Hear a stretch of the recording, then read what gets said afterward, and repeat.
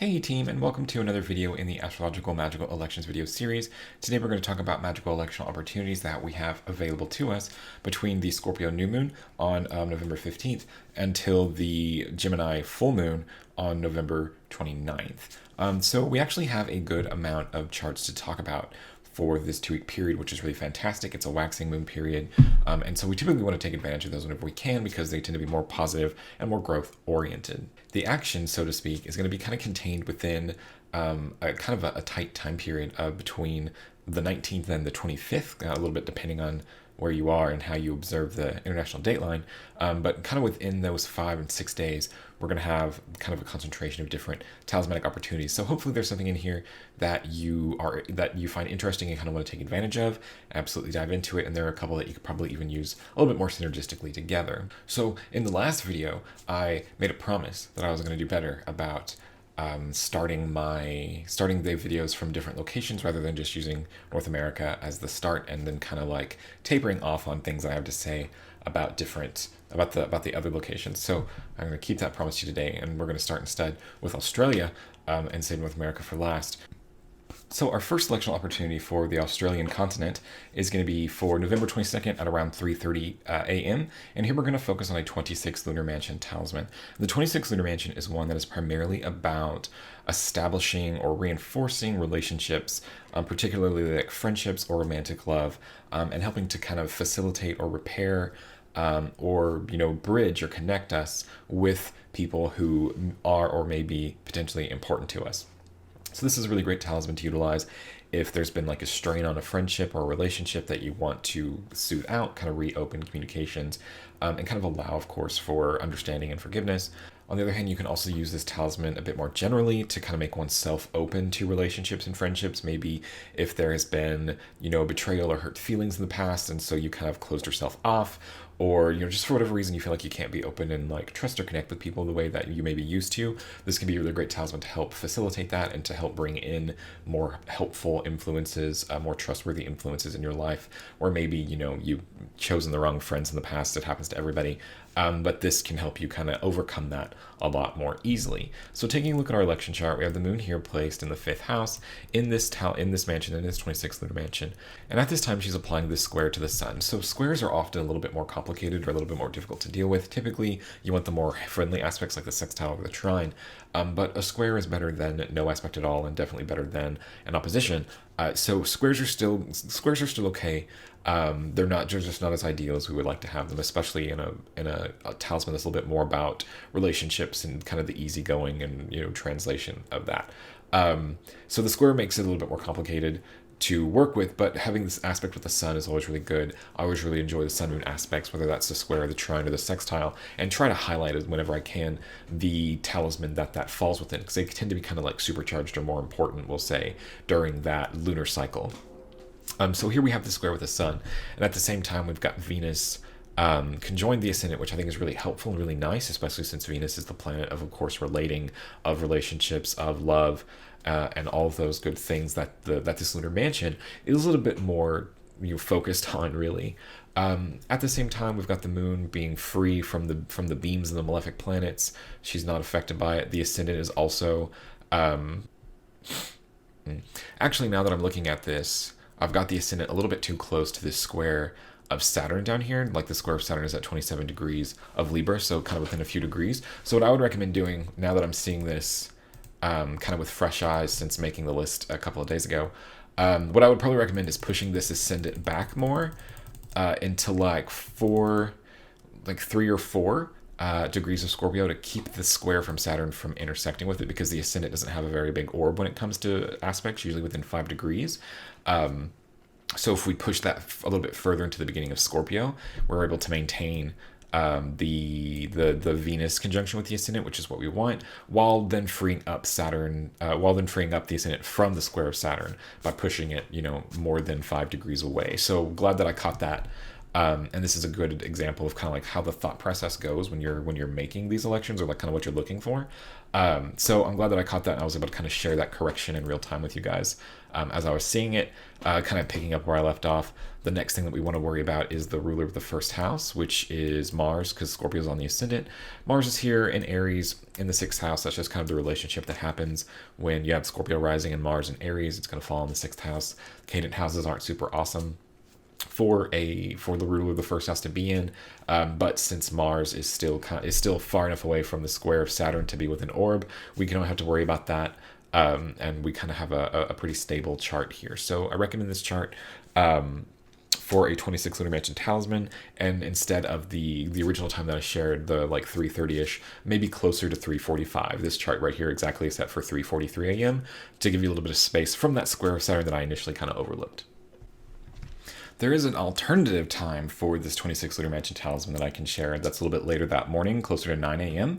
And here we've exchanged it for the 25 degrees Capricorn ascendant, so that we can get Saturn as the ruler of the first house. In the first house can join the ascendant with the Jupiter conjunction here, to kind of give us a little bit of like an area of, we'll call it safety. I'm not sure that's a great word for it, but like an area of like blessing, I guess, kind of the Jupiter stabilization blessing coming into it, which is another good thing to have with relationships, or like with a talisman aimed at relationships. Kind of what we're trading for though, is before we had the moon in the fifth house, which tends to be a more positive house, and now we're having the moon in the second house, and like I'm not super crazy about the moon in the second house, especially for talismans that are not specifically about like financial concerns. Like this one is more relationshipy, and the moon in the second house is a little bit more disadvantaged here. So we maintain that square with the sun, which is now moved up to the 11th house.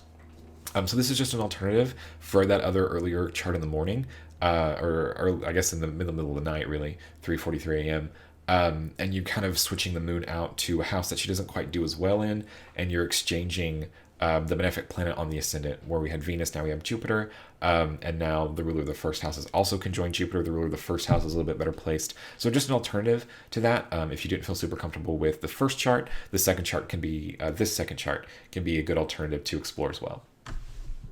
Our second electional opportunity for the Australian continent is going to be for that next day, November 23rd, at around 4:13 a.m. And here we're going to have an opportunity for a 27th Lunar Mansion talisman. The 27th Lunar Mansion is really more like enigmatic, I think, in that while all lunar mansions kind of have this positive negative duality associated with them, usually they are associated with good and positive things that you tend to use more or like lean more into during the waxing moon, which is more about positive things and growth, and then they'll have like more of a negative side of them, where you want to lean more into that during the waning moon phase. So here we've got a waxing moon phase. We want to lean into the more positive side of it. So I think it's a good time to kind of highlight the 27th Lunar Mansion as more of a positive force. And this is one that I've talked about, I think, once before. But the 27th Lunar Mansion, in this context at least, is one that's more for gain and accumulation, primarily of financial resources. And it's a little bit more about like mercantilism, I think, like the selling, the trading, aspect of it, which is more of a Mercury thing, like you're selling a thing. So it can be really great for businesses that focus more on goods rather than those that focus on services, I think. But the 27th Lunar Mansion in this chart here, just kind of taking a look at the example, we've got the moon placed here in that mansion in the fifth house, which is one of the good houses where we can put the moon. We would prefer the moon in the ascendant or the midheaven, but the fifth, the 11th, the third are good alternative houses. At the same time, we've got the moon applying this trine to Mercury, who also finds itself on the ascendant, Mercury being a really great planet to go to for business, for transactions, for selling. That's Mercury's natural thing, commerce, that is. And at the same time, we've got the ruler of the first house is Mars, placed here in Aries, far enough away from the square of Saturn to not really have to worry about it right now. The moon is similarly safe from the bad aspects of these two planets. And this time, the ascendant is far enough into Scorpio to where I do not need to adjust it to get it past the square of Saturn. So that was good. Good job, me. And just a really great solid talisman for the 27th Lunar Mansion, for help in finances, for help in investing. I think this could also be useful for, and for help in buying, selling, like getting a profit for a thing. So you can even use it for like buying future things that you intend to sell. An alternative 27th Lunar Mansion talisman from the other one is that same day at around 8:37 a.m. And here we're focused again on the Capricorn Ascendant. I really like the Capricorn Ascendants, the late Capricorn Ascendants at this time, because Saturn is really well dignified and really strong right now in this in Capricorn, goodness. And we no longer have to worry about Saturn being retrograde, so we can really lean into it. And at the same time, we've got the Jupiter conjunction, which helps to strengthen Saturn a bit more, because Saturn has a completely different experience of being conjoined Jupiter than Jupiter has being conjoined Saturn. It's kind of like the downer. So here we're leaning more into that, the Jupiter, bringing kind of the Jupiter growth orientedness to the first house and to the ruler of the first house, Saturn here, while at the same time we've got the moon. I did this time specifically, and not try to push the ascendant up too much more, because I wanted to maintain the moon's position in the third house, which is the house of her joy, a house she does pretty well in. And so kind of at the same time, we've maintained the Mercury trine. Whoops, that's Venus. And at the same time, we've maintained the Mercury trine, while bringing this conjunction, this contextually good conjunction to the ascendant. So just just an alternative to utilize. I think I like this chart a little bit more than the previous one. And just another one to use if you missed the first one, or you don't want to get up that early, been there. Or if you just prefer this one for its setup, you just like it set up better, definitely give them a shot. So our next example of a Lunar Mansion talisman for the Australian continent, and my final one for this section that is going to feature a Capricorn ascendant, is for November 24th at around 8:45 a.m. And here we're going to have an opportunity for a 28th Lunar Mansion talisman. The 28th Lunar Mansion is kind of one of those fun ones, I think, because the sort of historical usage of it is very specific. It's specifically for dropping into water to bring fish to a location to catch. So you can do that if you're a fisherman. Absolutely, you can use that to help increase, your catches, have a more fun time. Absolutely, you can do that. Or you can kind of do a more kind of metaphorical approach to it, to where instead of fish, you're gathering fish together. I like to think of it as gathering opportunities together, to pick from. So kind of to help assemble a team of opportunities, different opportunities that you can then kind of choose from. Because of course, what's a reason why people catch fish? Why would people use a talisman like this? Well, people use fish for food, obviously, but also to sell. So there's sort of that employment aspect of it as well, and kind of the wealth part of it that gets thrown into it. So I really like to recommend 28th Lunar Mansions for people who are like self-employed or kind of work through like the gig economy, to be able to gather together additional either revenue streams, or different opportunities, what they can kind of where they can go with what they're planning on doing. So I really like this talisman kind of in generally, for how it works, and also just because I like the idea of kind of transforming this very specific talisman into something that is more generally useful today, outside of like a subset of the population who really, really enjoys fishing. So taking a look at the election itself, we've got the moon placed here in the third house in the 27th Lunar Mansion. And at this time, she's actually applying this sextile to Jupiter, who was on the ascendant, conjoined Saturn and the ascendant itself. The ruler of the ascendant is Saturn, as I said. And Saturn is far enough away from the square of Mars to not have to worry about it, as is the ascendant degree itself. And it's just kind of like a very solid election opportunity. Like it's a pretty solid, pretty simple Lunar Mansion talisman. Like I said, ideally you would want the moon to be in the first or the 10th house. That would be the best possible option. The third house is not a bad substitute for that, because the moon does very well here. It's her house of joy. So we're going to lean into that in this opportunity, because we can't use Pisces ascendants, since Jupiter is conjoined Saturn. We don't want to do that to Jupiter. We don't want to highlight Jupiter specifically that way, but we can highlight Jupiter if we're highlighting Saturn, because Jupiter will help and assist Saturn in that regard, whereas Saturn will kind of weigh Jupiter down if we focus our attention there. So just a really great example of a 28th Lunar Mansion talisman. I apologize. It would be better if we had the moon more angular, but this is good. So our final example for the Australian continent for an election opportunity is going to be for November 25th, 2020. And, well, of course, it's 2020. We haven't crossed into a new year yet. Why would I say that? And it's going to be for 2:45 a.m. or p.m., sorry, 2:45 p.m.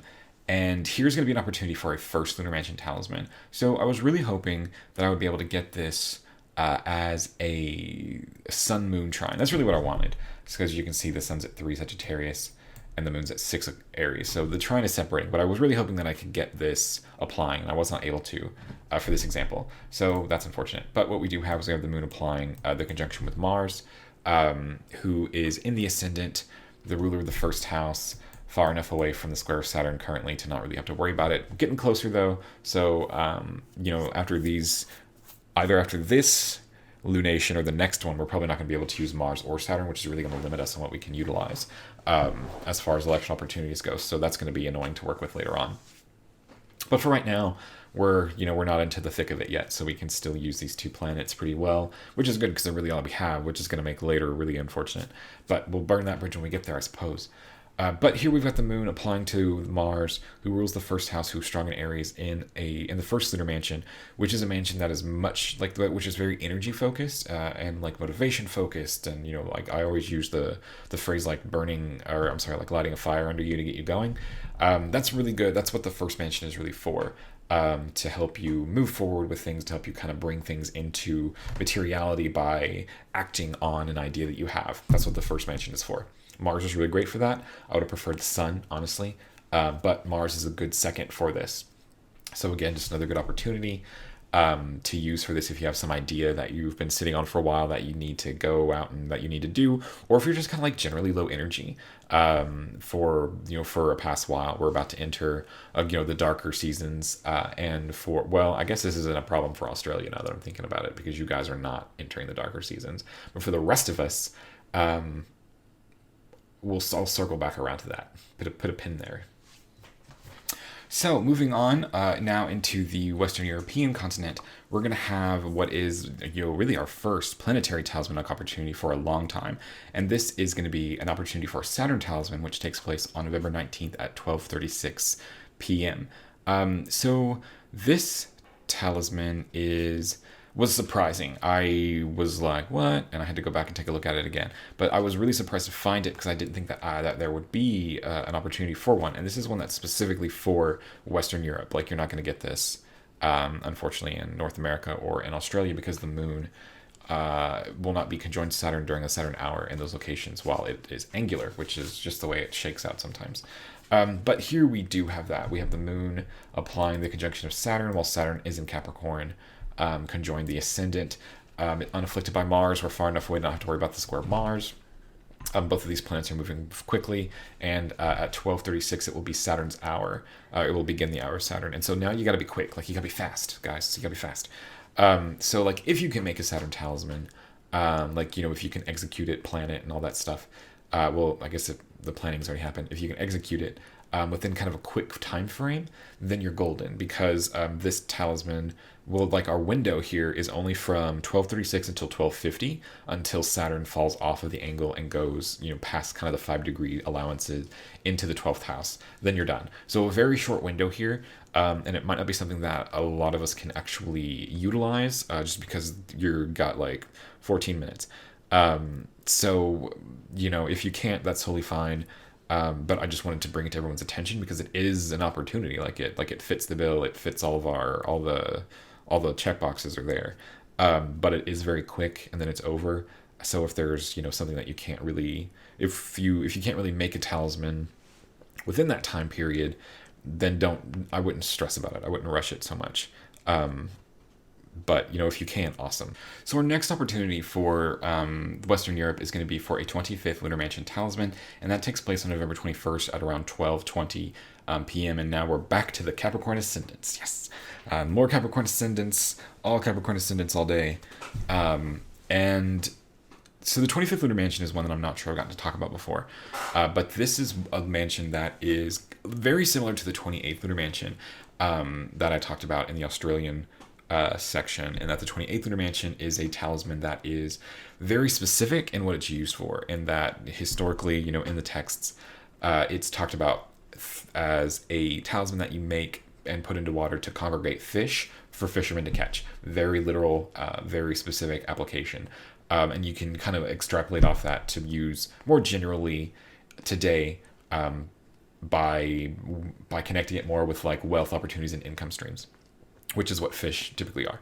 The 25th Lunar Mansion is very similar to that, except it's more agriculture based, to where the 25th Lunar Mansion is a mansion that's created for the protection, safety, and growth of crops. Crops, of course, they're very similar to fish, like I said, and that they are both a food source and they are a commodity to sell. So obviously farmers and fishermen, they would they would grow their crops, catch their fish, keep what they wanted for themselves, and then send the rest to market to sell to be able to buy whatever else they needed. So that kind of is what opens us up to use these a bit more generally, or for like a little bit kind of like off-label purposes, I guess we could call them, where the 20th lunar mansion can be useful for like revenue streams and increased opportunity. And the 25th lunar mansion can absolutely be used for the protection and cultivation of crops. Like if you have an herb garden you're really proud of, or you work on a farm, like totally fine to use it that way. But if those aren't really applicable situations to you, then never fear, you can still use these talismans. The 25th lunar mansion is more growth oriented, and I think is a little bit more like investing oriented. Like you'll have like the seed investment, like what you initially put into something, and then kind of watching that grow. So the 25th lunar mansion can be really useful for investments and kind of watching money grow. So I would recommend using it that way if you're at all interested. So taking a look at our example chart here, our electional chart here, we have the ruler of the first house is Saturn, could join the ascendant in Capricorn. Awesome. Still far enough away from the square of Mars not to worry about it. And the moon is placed in the 25th lunar mansion in the first house here. But the moon is actually placed at the very, very end of the 25th lunar mansion. The 26th mansion begins at 21 degrees Aquarius and 25 minutes. So very close, like 15 minutes here. But close is good enough. The moon will still be in this mansion for about 30 minutes, like 30 minutes of clock time for this chart. So we're still good, but just keep in mind that it is very close to the end. So if you're trying to like remake this chart later, or like for a different location, keep that in mind as we're moving forward. And at the same time, the moon is applying this square to the sun. Squares, kind of like I said before, they're a little bit more difficult, a little bit more stressful. You would prefer the more easy sextiles and trines. But the moon aspects with the sun are always very helpful, always really good talismanic opportunities to utilize if you can. And so here we have that, especially with a powerfully placed sun in the 10th house cusp. So really good to have. And just a really great, a really good example chart for this. You can dig into it a little bit more. You've got Jupiter on the first house, like on the first house cusp if you wanted, while Jupiter rules the second of money, finances, and things like that. So just a nice situation, a nice little setup for this a little bit more less utilized lunar mansion that I don't think I've ever gotten to speak about before. So our next example for Western European continent is going to be for November 22nd at around 7 p.m. And this is going to be an example of a 27th Lunar Mansion talisman. Kind of like I spoke about in the Australian section, the 27th Lunar Mansion is one that's a little bit more like enigmatic or duplicitous, I think, in that it can really kind of go either way with its alignment for good or for bad. So it's important to focus on the moon phase and make sure that you're getting the appropriate moon phase that you want. So here we're using a waxing moon phase. So we want to lean more into like the good, the gain aspect of the 27th Lunar Mansion. And I kind of specifically point out the 27th one in that while all the lunar mansions have, like positive and negative applications, the 27th is the one that's a little bit more like on the line, a little bit more difficult to define, whereas the other lunar mansions that have, a good and a bad side have kind of like an overall theme, which kind of sets them on one side of the fence, the other. This one is a little bit harder to judge that way. So you definitely want to utilize it more. You want to pay more attention to what you're doing with it, basically. Here, the 27th Lunar Mansion is one that is primarily about money, like gaining resources, and specifically tends to be more about like physical things and their sale or transactions involving them. So utilize it if you're somebody who is, in sales, like selling things, is selling merchandise. Whereas if you're somebody who is only selling services, this might not be super great fit for you. It'll still work. You can still use it for some effects, but it won't be as good as if you were using it to sell goods. So just something to keep in mind. Here we're going to have the moon on the midheaven in this lunar mansion while also applying the trine to Mercury. And Mercury is, of course, the planet to go to for commerce and sales and exchanges. That's what Mercury does. And we're going to keep the moon as the ruler of the first house. So we really like to worry about the moon and make sure that she is unafflicted from Mars or Saturn. She is not really going through any difficult, any stressful, difficult aspects at this time, while the ascendant is in Cancer, which is like, a warning spot, but is far enough away at this time from the square of Mars and the opposition of Saturn to be worrisome. So still a good solid chart for this in this chart here. So our final electional opportunity to talk about in the Western European continent is going to be that election for the first Lunar Mansion talisman. The first Lunar Mansion is one that is primarily utilized for energy, motivation, getting things done, cleaning stuff up. In my opinion, it's a good clean the house kind of talisman. and just lighting the fire, getting you motivated and inspired to do the thing, which is something that many of us, now that we're entering the dark part of the year, and I tried to talk about this in Australia, as if they're going into fall, and they're not, because it's backwards there, and they're going to spring. But now that we're kind of entering the dark part of the year in the northern hemisphere, this is going to be really good, especially for those of us who have had a history of suffering from like seasonal affective disorder, and kind of what the lack of sunlight or the reduced sunlight does to the human body, to help keep us more motivated and energetic and forward thinking and forward moving. So if you're in that situation, the first lunar mansion can be really helpful for you to do that. And in this example, we've got the moon in the first lunar mansion, applying this conjunction to Mars, who rules the first house. Mars, a very energetic, a very get up and go, maybe a little bit more aggressive on the side of it planet. So really great one to utilize for this. And I wanted to keep the 3 degrees Aries ascendant so that it can apply the trine to the sun, or like the sun can have an exact trine to it, which is really good. Just to kind of like bring in some more energy and some more solarness to this situation. But this is another really great example of a first lunar mansion talisman. I've shared some in the past. They're a really good talisman to keep in your back pocket, even if you have to put it to sleep for a while. It's really great to pull out whenever you're not feeling motivated or you're feeling kind of just like dispirited, I think, maybe a good way to phrase it. So definitely one to keep in mind. If you don't have one already, here's a good example of one. So moving into the home stretch, I'm going to talk about North American opportunities, and our first one is going to be for November 21st at 11:15, and here we have the return of the Capricorn ascendants, as you do at this time of year, or when Saturn is in Capricorn at the end of it. And this is going to be an opportunity for the 26th Lunar Mansion. That 26th Lunar Mansion is, of course, the one that is useful for repairing relationships, for keeping yourself open to positive relationships, and kind of for overcoming like relationship trauma, which may be like a bit of a heavy-handed word to use, but like overcoming past fears of relationships, or like things that are holding you back from having fulfilling relationships, whether that's friendships or romantic.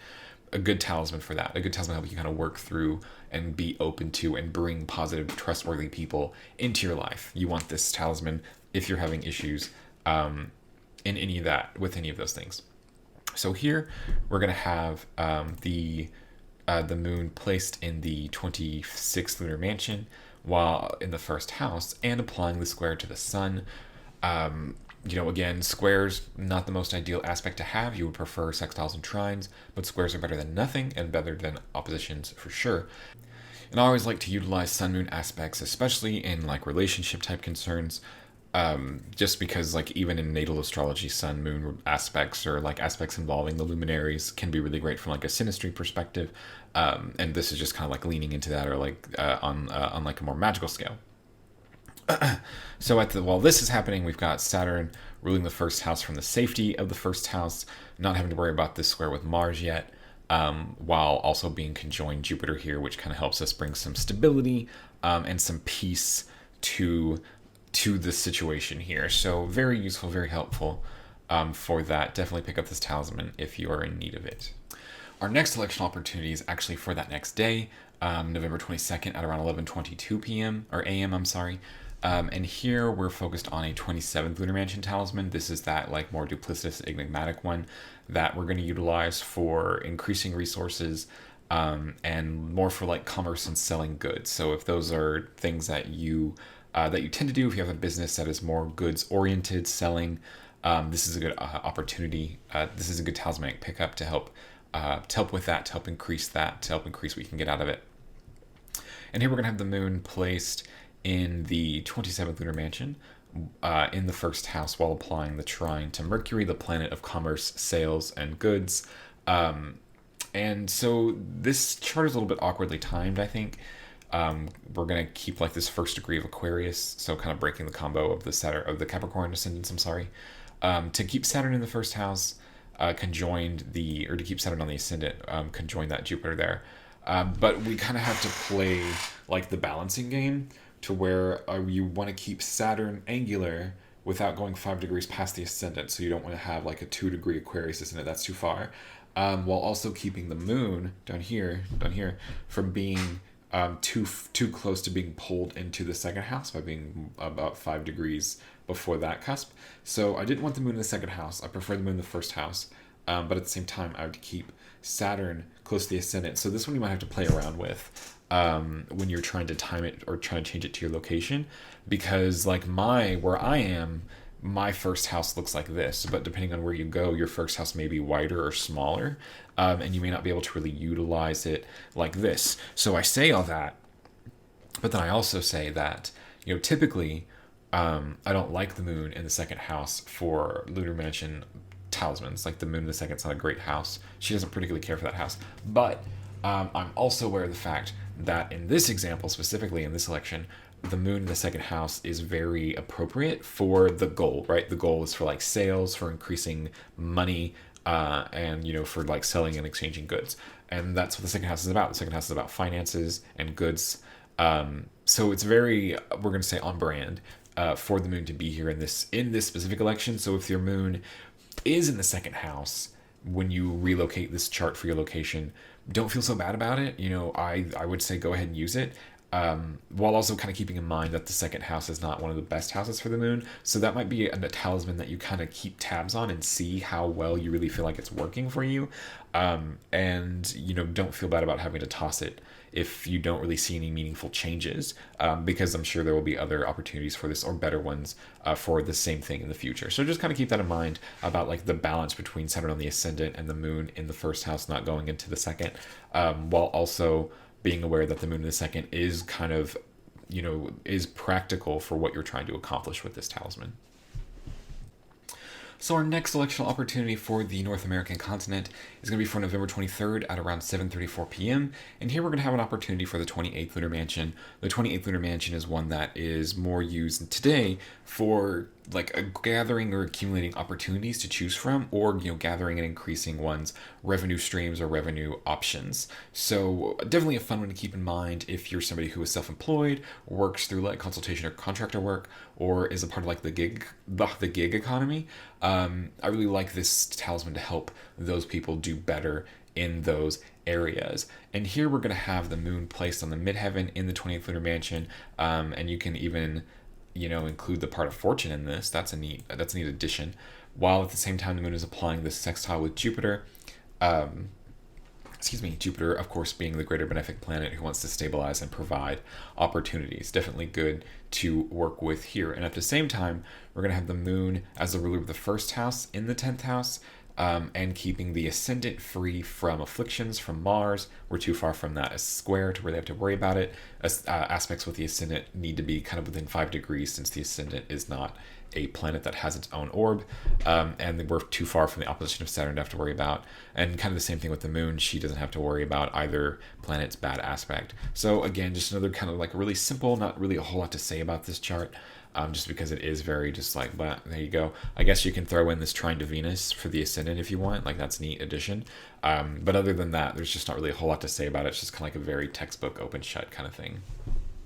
So our final election that we're going to cover for North America and for the entire video is going to be for a first Lunar Mansion talisman on November 24th at 9:39ish a.m. So the first Lunar Mansion, of course, is that mansion that is utilized primarily for motivation, for inspiration, for energy, get up and go do the thing, go fix the thing. It also is a little bit more of like an aggressive hostile talisman, so kind of watch out for that. But primarily we lean in it to get an increase of energy and to encourage us to keep moving forward. So in our example chart here in our election, we have the moon in the 3rd house at the very, very beginning of this first Lunar Mansion, and she's applying this trine to the sun, which is really great, it's what I wanted, and was unfortunately unable to get for the Australian or the Western European versions of this chart, but North America is able to get it. And the ruler of the first house is going to be Saturn, here in the first house, conjoined Jupiter, which is really nice. The ascendant is far enough away from the Mars square to not have to worry about it, as is Saturn itself, kind of a comfortable middle ground here. So again, just kind of like an open shut kind of thing. We have the moon in the 3rd house instead of being more angular. We would ideally prefer her here. The 3rd house is not a terrible house for her because that is classically her house of joy. However, we do have another option for this talisman. If you don't want to utilize the moon in the 3rd Lunar Mansion, we do have an angular moon option with the moon on the ascendant in the 1st Lunar Mansion, here still applying that trine to the sun. And if you're in a situation where the moon will have already passed the trine to the sun, then you don't really have to worry, because she will still be applying the conjunction with Mars, which is another okay planet to utilize. I prefer the trine with the sun, but the conjunction with Mars is not a bad kind of second place or runner up to utilize. Just maybe leaning a little bit more into like the more like aggressive, hostile meanings or manifestations of the talisman. But here we have a little bit more of like an exact kind of textbook Lunar Mansion talisman where the moon is angular in the first house. The ruler of the first house is safe from the afflictions of malefic planets, and the moon is applying to a good planet who's capable of producing the effect, in this case the sun, as kind of like the font or the vital force of energy in the universe. So really great the way there. This can also be utilized a lot as like an antidepressive talisman, especially with the sun aspect involved with it instead of like the Mars aspect and some of the other ones. But really leaning into like the sun aspect can really help against sort of like more overt depressive type symptoms. Whether or not you're diagnosed with like a clinical depression, we all have our bad days where we don't feel motivated to get out of bed and do things, or we're kind of no longer really feeling joy in things that we used to. Of course, if these are things that you've struggled with kind of for a long time, please go seek help for it. No shame there. But those are all of our electional opportunities for this 2-week period. Kind of got a lot to choose from and a decent amount of overlap between the different locations, which is kind of fun. And I will see you all next time on the Gemini Full Moon.